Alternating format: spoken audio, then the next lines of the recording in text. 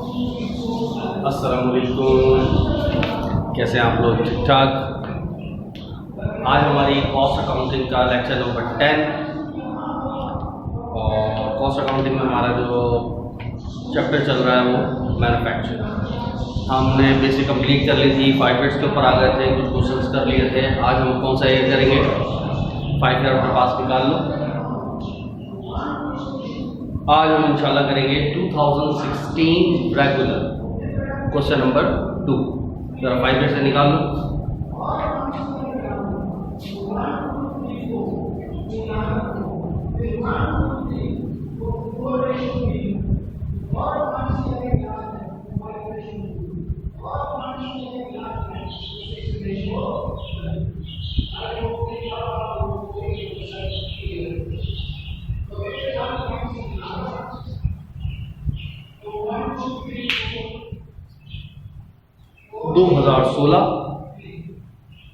Regular question number 2 cost accounting B Com final.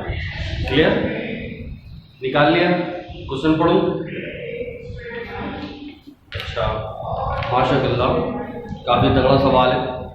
अच्छा, कभी भी ना सवाल की अपीयरेंस को देख के कि भाई इतना बड़ा है, इतना वगैरह, इस तरह कभी भी घबराना नहीं। सही? बाज़ दफ़ा ऐसा होता है कि बहुत सारी इररिलेवेंट चीज़ें भी देता है कंफ्यूज करने के लिए। तो आपने अपने काम की चीज़ करी। मेन चीज़ कब क्लियर होती? सवाल पढ़ने के बाद, रिक्वायरमेंट पढ़ने से। सही? और उसूल क्या होता है सवाल पढ़ने का?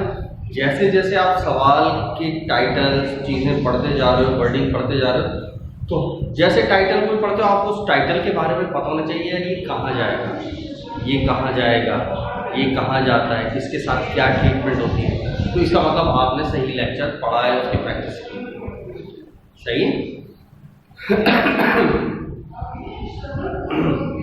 अच्छा, और नेक्स्ट, जब आप रिक्वायर्ड पढ़ते हैं तो सारे मसले ही आते हैं, क्योंकि जब आप रिक्वायर्ड पढ़ते हैं तो असल काम होता है रिक्वायरमेंट क्या है। फिर जो इतना सारा डेटा पढ़ता है उसमें से अपने काम की चीजें उठाई और सॉल्व कर ली। ठीक है? अब मैं सवाल पढ़ रहा हूं। Naveed Hashmi is a manufacturer. The following balances were extracted from the books on 31st October 2016. अच्छा, 2016 का डेटा उन्होंने दिया। अब क्या क्या डेटा है जरा पढ़ रहा हूँ। अच्छा, एक एक लफ्ज पढ़ता जा रहा हूँ। किसी लफ्ज के बारे में नहीं पता तो वो आपने पूछना है। मैक्सिमम मैंने चीज़ें बताई हुई, मैं भी देखूंगा अगर कोई चीज़ बहुत आउट ऑफ द बॉक्स हो तो मैं उस चीज़ को एक्सप्लेन भी कर दूँ। ठीक है? Raw material, work in progress, finish goods. अब देखो क्या है, अंडरस्टूड दिख ही रहा है कि एडिशनल डेटा के अंदर भी 31 अक्टूबर 2016 यानी एंड का डेटा दिया, तो ये ऊपर जो दिया हुआ होगा वो ओपनिंग ही होगा। Purchases of raw material, purchase return of raw material, direct factory wages. क्या है डायरेक्ट फैक्ट्री वेजेस? क्या होती है? लेबर को कहते हैं। ठीक है? फैक्ट्री मैनेजर सैलरी, ये क्या है? FOH। फैक्ट्री से रिलेटेड जितने खर्च होंगे सब FOH। Indirect factory expense FOH। Office salaries, ये क्या याद है? जब इनकम स्टेटमेंट बनाते हैं तो ऑपरेटिंग एक्सपेंस लिखते हैं, उसमें दो चीजें आती हैं, एडमिन के खर्चे या सैलरी के खर्चे। तो ये ऑपरेटिंग एक्सपेंस का आइटम है। सही है? ऑफिस सैलरीज, ऑफिस एक्सपेंस, ये भी ऑपरेटिंग एक्सपेंस का आइटम है। डिस्ट्रीब्यूशन कॉस्ट, ये भी ऑपरेटिंग एक्सपेंस, सेलिंग एक्सपेंस है ये। फैक्ट्री प्लांट एंड मशीनरी, ये तो उसकी कॉस्ट बता दी, फिक्स असेट फैक्ट्री के। ऑफिस इक्विपमेंट, ऑफिस का फिक्स असेट है, उसकी कॉस्ट है। Provision for the depreciation of factory plant and machinery, factory का डेप्रिसिएशन क्या हो गया? FOH। Provision for depreciation of office equipment, office equipment का यानी डेप्रिसिएशन एक्सपेंस यानी ऑपरेटिंग एक्सपेंस। सेल्स जब हम इनकम स्टेटमेंट बनाते हैं सबसे टॉप पे लेते हैं। बैंक जब हम बैलेंस शीट बनाते हैं तो करंट एसेट के अंदर शुरू में। तो ये सारे डेटा के बारे में मैंने स्टेप बाय स्टेप एक एक लफ्ज़ को पढ़ के एक्सप्लेन कर दिया ताकि पता चल जाए क्या है। आगे मजीद सवाल और आगे प्रोसीड हो रहा है। एडिशनल इंफॉर्मेशन, मजीद इजाफी मालूमात। क्या? Number 1, stock at 31 October 2016 was valued as follows. क्या क्या फॉलो किया? Raw material 87,000, work in progress, अच्छा वर्क इन प्रोग्रेस बोलते हैं, वर्क इन प्रोसेस बोलते हैं, एक ही बात है, WIP बोलते हैं, एक ही चीज, 41,200 और फिनिश्ड गुड्स 80,300। और ये कब का डेटा? 31 अक्टूबर कह रहा था, इसका मतलब ये अंडरस्टूड ये एंडिंग हो, सही। नंबर 2 पे क्या कह रहा है? Direct factory wages 54,000 were accrued. What does the mean of accrued? वाक़या हो जाना। एक्रूड का लफ्ज़ अगर इनकम के साथ लगा है तो इसका मतलब होता है रिसीवेबल, मजीद लेनी है क्योंकि आमदनी ली जाती है। और अगर एक्सपेंस के साथ लगा है तो इसका मतलब होता है पेबल, क्योंकि एक्सपेंस पे किया जाए। तो ये वेजेस यानी एक्सपेंस सैलरीज के साथ लगा हुआ है, तो इसका क्या मतलब हुआ कि सैलरीज आपने क्या की हुई है? पे करनी, तो ये पेबल, ये मजीद अदा करना। तो पॉइंट क्या हुआ? ये इसका मतलब ये कहा जाएगा कि ऊपर जो भी वेजेस होंगी, लेबर होगी, ये वाला पेबल उसके अंदर जाके ऐड हो जाए। सही याद है हमने शुरू के अंदर बेसिकली पढ़ा था कि जब भी हम मटेरियल चाहिए, लेबर चाहिए, कोई चाहिए, तो लेबर में कौन सा चाहिए होता है? असाइंड। और असाइंड कौन कौन सा होता है? पेड और अनपेड। तो पेड वाला तो ऊपर बताया हुआ उसने, कितना है? डायरेक्ट फैक्ट्री वेजेस 446,000, 4,46,000 रुपये दिया हुआ। सही। तो ये जो 4,46,000 रुपये दिया हुआ है ये क्या है? पेड है। और नीचे 54,000 अनपेड यानी पेबल, तो दोनों को ऐड कर लेंगे तो टोटल लेबर आ जाएगी हमारे पास। ठीक है। अच्छा आगे, डिस्ट्रीब्यूशन कॉस्ट 18,600 पर प्रीपेड, बची हुई, अभी खर्च नहीं हुई। तो ऊपर जो भी डिस्ट्रीब्यूशन कॉस्ट होगी उसके अंदर से ये माइनस होकर फिर नेट एक्सपेंस आ रहा होगा। लेकिन ये उस वक्त करेंगे जब आपको इनकम स्टेटमेंट अगर बनानी हो तो वहाँ ऑपरेटिंग एक्सपेंस में जरूरत पड़ेगी, क्योंकि ये डिस्ट्रीब्यूशन कॉस्ट है जो कि सेलिंग एक्सपेंस का आइटम है। और सेलिंग एक्सपेंस ऑपरेटिंग एक्सपेंस का आइटम होता है। ऑपरेटिंग एक्सपेंस कहाँ बनते हैं? जब हम इनकम स्टेटमेंट बनाते हैं। तो अगर सवाल में इनकम स्टेटमेंट हुई तो ये काम आएगा, वरना हम इसको इग्नोर करते हैं।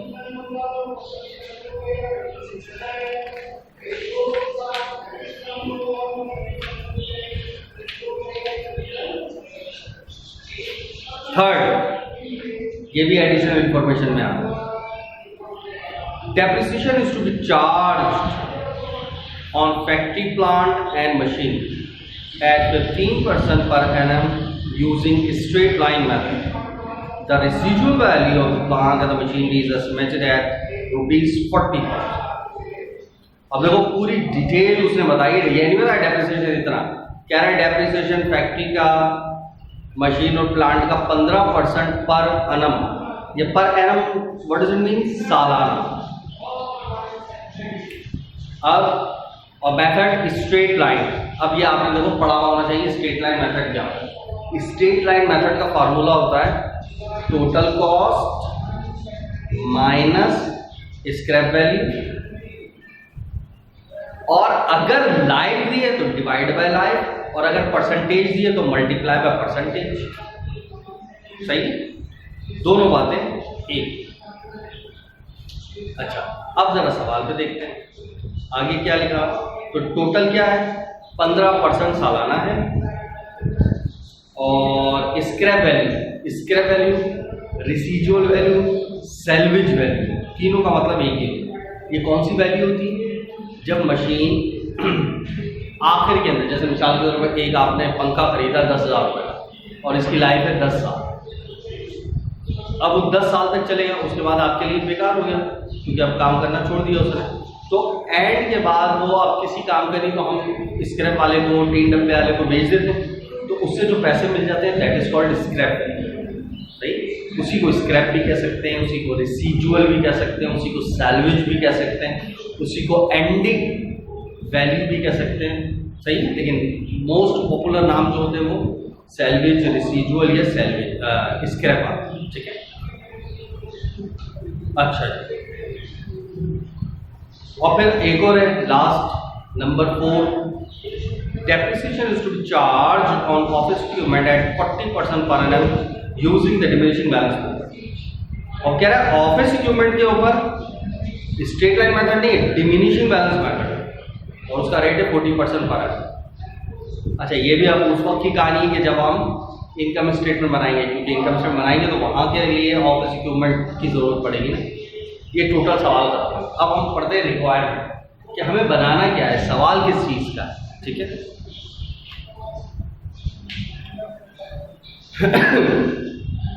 सवाल में कहता है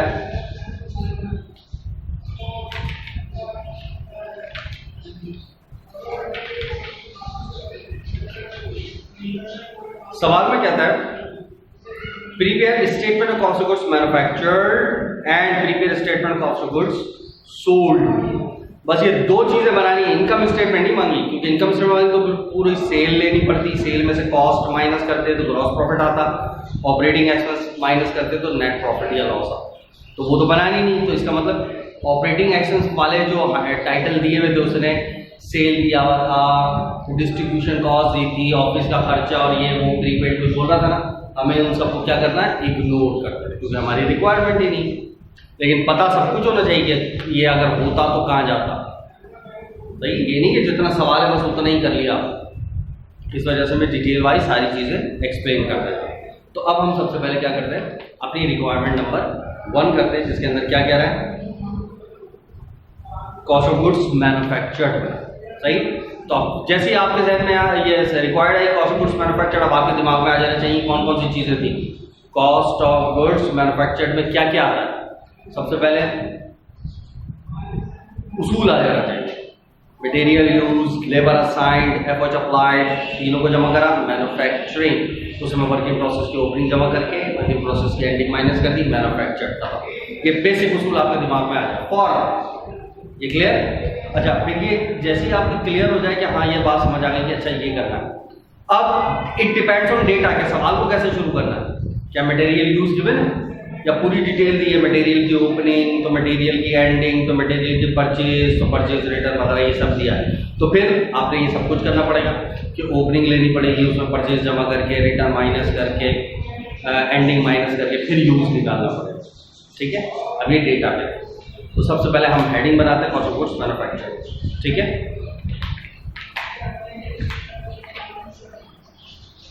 क्या नाम है, नवीद हाशमी। ठीक है, नवीद हाशमी का हम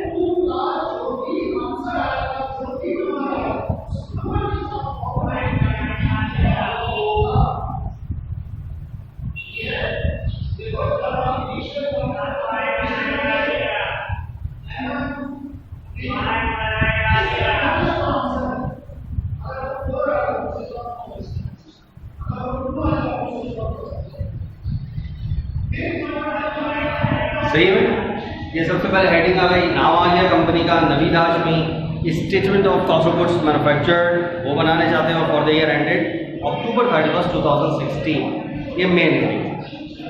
अब जरा सवाल पढ़ो तो बताओ सबसे पहले क्या लूँ। सही, सवाल पढ़ो और अब स्टेप बाय स्टेप एक एक चीज बताते जाओ। अब ये लेंगे इतने रुपए लेंगे, ये लेंगे इतने रुपए लेंगे, ये इसमें ऐड करेंगे, इसमें से लेस करेंगे। सही, बताते जाए। सबसे पहले क्या लो, मटेरियल की ओपनिंग,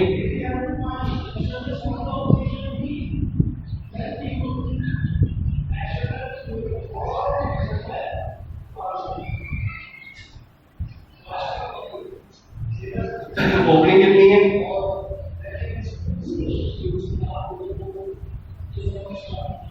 77। इसमें ऐड करा दें परचेसेस, वो कितनी है 12,28,500। सही, ये परचेसेस आ गई। थोड़ा सा पहले लिखूं इसके नीचे लिखूं, थोड़ा पहले, क्यों? 3 चीजें याद रखना, परचेज रिटर्न, परचेज डिस्काउंट या ट्रांसपोर्टेशन इन तीनों में से कोई सा भी कॉन्सेप्ट आ जाए तो परचेज को पहले लिखो, फिर इसमें प्लस माइनस करो, फिर आगे इसके नीचे लिखो, ठीक है? वरना डायरेक्ट लिखो, अगर कुछ भी होता तो मैं डायरेक्ट परचेजेस इसके नीचे लिख देता, ठीक है? तो 12,28,500, 12,28,500 परचेजेस हो गई। और इसमें से क्या लेस होता है, परचेज रिटर्न, परचेज डिस्काउंट। तो एक चीज है हमारे पास, लेस करा दें, परचेज रिटर्न 28,500,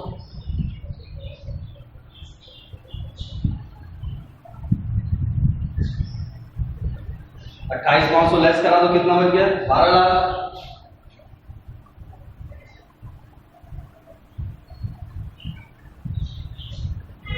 कितना हो गया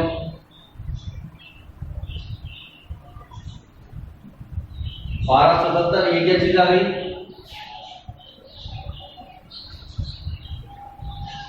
मटेरियल अवेलेबल फॉर यूज। अच्छा, यहाँ बात आदत हो जाती है ना इनकम स्टेटमेंट, जो अगर आप कॉमर्स पढ़ कर आए हुए बार बार available for sale, available for sale, ये आदत हो जाती है, तो बाद में यहाँ गलती से अवेलेबल फॉर सेल लिख देते हैं, थोड़ी सी एहतियात कर लेते हैं, सही है? अच्छा, उसके बाद आप क्या करें, एंडिंग को लेस करा दें,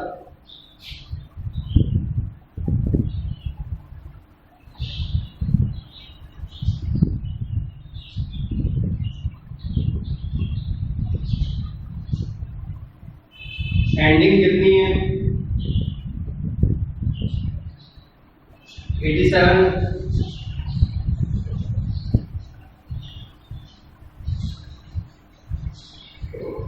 तो कितना आ गया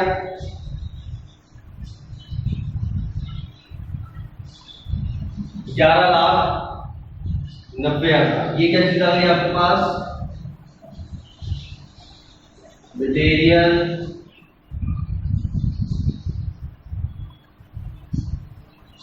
यूज्ड या मटेरियल कंज्यूम्ड, या असल में मैंने मटेरियल इसका इस्तेमाल किया, कोई इशू तो नहीं आता, सही है? अब क्या चाहिए इसमें, मटेरियल हो गया, लेबर ऐड करा दें,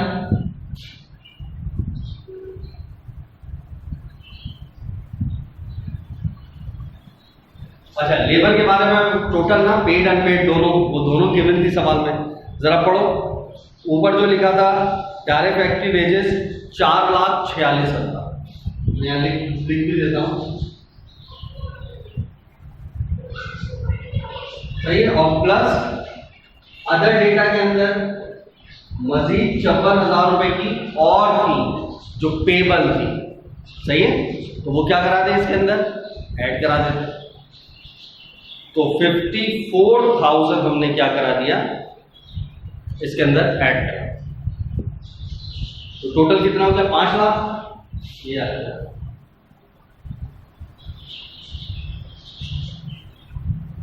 लेबर आ गई। अब क्या चाहिए, एफओएच,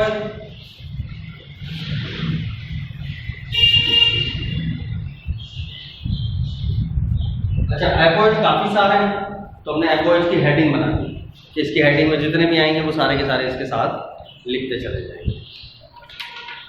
सही, क्या क्या है जरा शुरू से पढ़ो सवाल में। फैक्ट्री की मैनेजर की सैलरी, सही,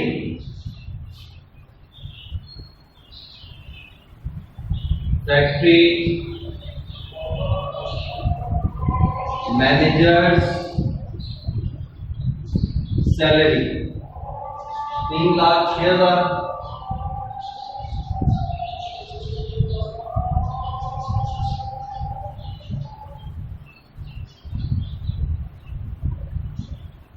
indirect factory expenses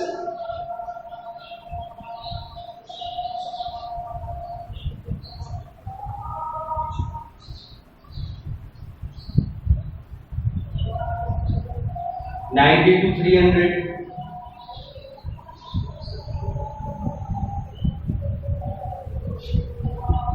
depreciation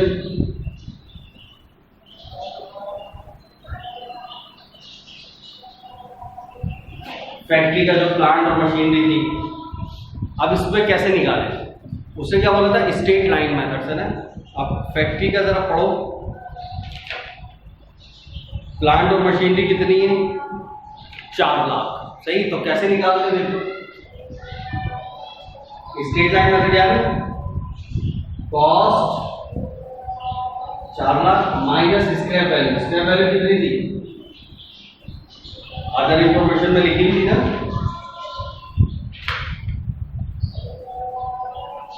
40,000 less करा दिया और रेट गिवन था 15%।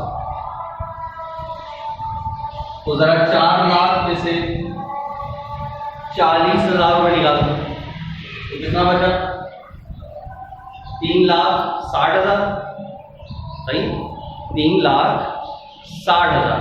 अब 3,60,000 का 15% निकाल लो, कितना है, 54,000।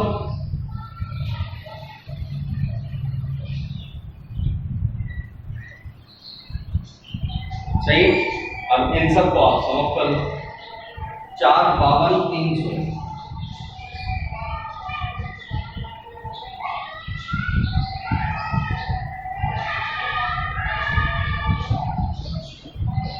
तीनों को सम अप कर लो, 21,42,300।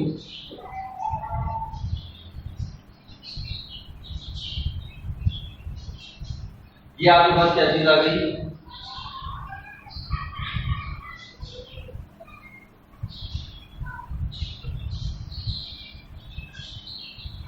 Manufacturing cost. क्या आ गई, मैन्युफैक्चरिंग कॉस्ट। तो देखो ये पूरा वही उसूल तो एक ही चल रहा है ना, जो हमने बेसिक के अंदर पहले दिन पढ़ा, वो ही जिंदगी भर चलता रहेगा।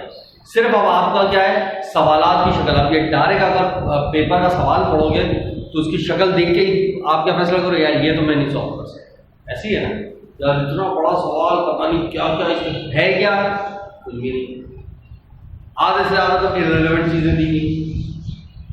ठीक है। मैन्युफैक्चरिंग के बाद क्या करते हैं, वर्किंग प्रोसेस की ओपनिंग जमा करके एंडिंग माइनस कर देते हैं। तो लिहाजा हम क्या करें, ऐड करा दें वर्किंग प्रोसेस की ओपनिंग। ओपनिंग पढ़ो कितनी है, 35 से 100।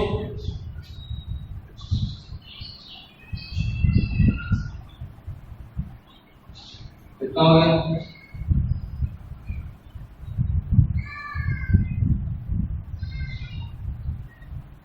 21,77,400।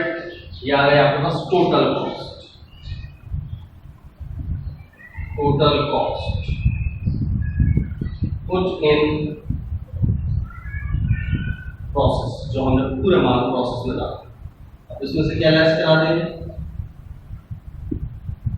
वर्क इन प्रोसेस की एंडिंग वो कितनी, 41,200।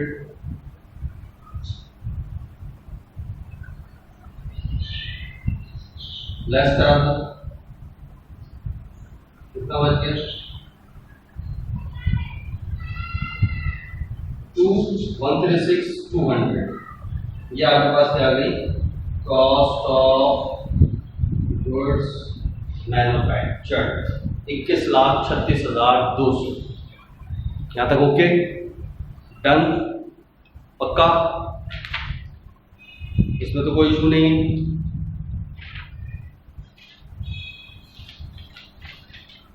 सही है, कॉस्ट ऑफ गुड्स मैन्युफैक्चर्ड में तो कोई इशू नहीं है।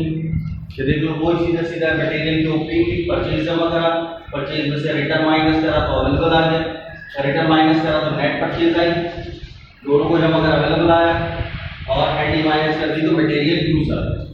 उसमें लेबर जमा किया, एफओ जमा किया तो मैन्युफैक्चरिंग, वर्क प्रोसेस की ओपनिंग जमा करके एनडी माइनस कर दी तो मैन्युफैक्चर्ड। ओके यहाँ तक। अब सेकंड स्टेप इसके अंदर क्या था कि कॉस्ट ऑफ गुड्स सोल्ड निकाले, और सोल्ड कैसे आता है उसका फौरन उसूल दिमाग में आना चाहिए।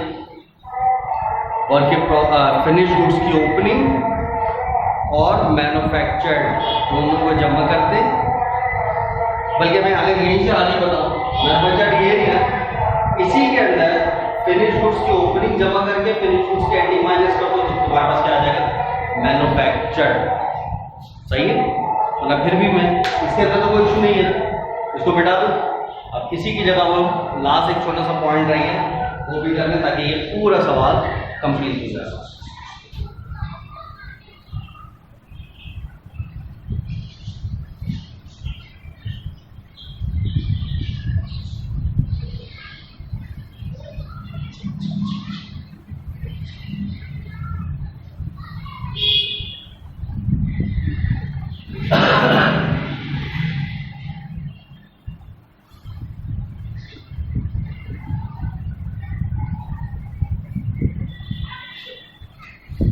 Cost of goods sold।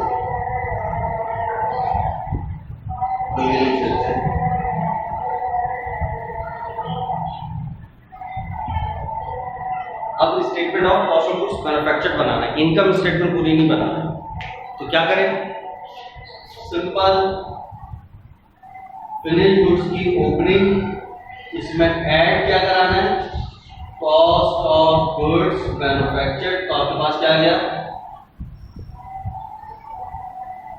Available, और उसमें से लेस करानी है फिनिश गुड्स की एंडिंग, तो आपके पास आ गया कॉस्ट ऑफ गुड्स। कोई इशू था, ये तो वैसे ही गिफ्ट होगा। अब जरा फिर भी देख लो, फिनिश गुड्स की ओपनिंग कितनी है, 50,300, और मैन्युफैक्चर तो अभी निकाला था कितना, 21,36,200।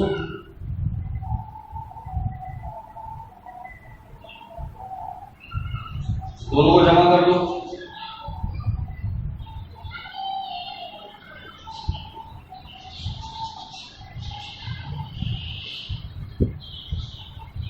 और फिनिश गुड्स की एंडिंग कितनी,